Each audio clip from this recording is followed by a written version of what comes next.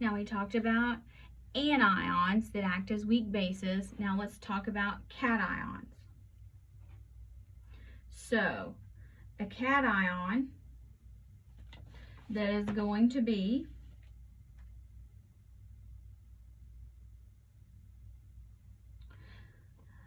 the conjugate acid of a strong base. That's going to be pH neutral. So you got to know your strong bases here. Now, if you say a cation that is the conjugate acid of a weak base, is actually going to act as a weak acid. So here, if you take ammonia and you put it in water, so here's your base, this is a weak base, and this becomes your conjugate acid. So your conjugate acid, this is actually going to act as a weak acid. Now you also have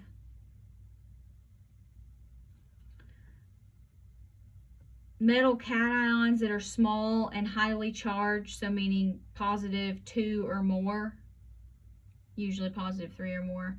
But for example, aluminum +3 and iron +3, they're actually going to they're going to react with water, and they're going to form these big hydrates. They become hydrated, where the hydrate acts as an acid. You do not need to know the mechanism for this. You do not need to know the mechanism of this. But the point is, there it becomes an acid. So here, this is aluminum, can actually act as a weak acid. Or iron +3, because see, these are small. So, what are we going to kind of determine as small? So relatively low atomic numbers. So here, aluminum is very small, and probably maybe within this first row here. And then we're going to look for highly charged, so probably at least +2, more like +3. Those are kind of like, I feel like they're kind of almost trick questions, and we're not getting into the mechanism of that. So again, if that just seems bizarre, then don't lose a lot of sleep over it. So here, is this going to be a weak acid, or is it going to be pH neutral? So here we have cations, so let's go ahead and either take the hydrogen off or add a hydroxide, if we need to. So let's write out the actual base, because these are our conjugate acids. So here, this would be C5H5N. Is this a strong base? It's definitely not a strong base.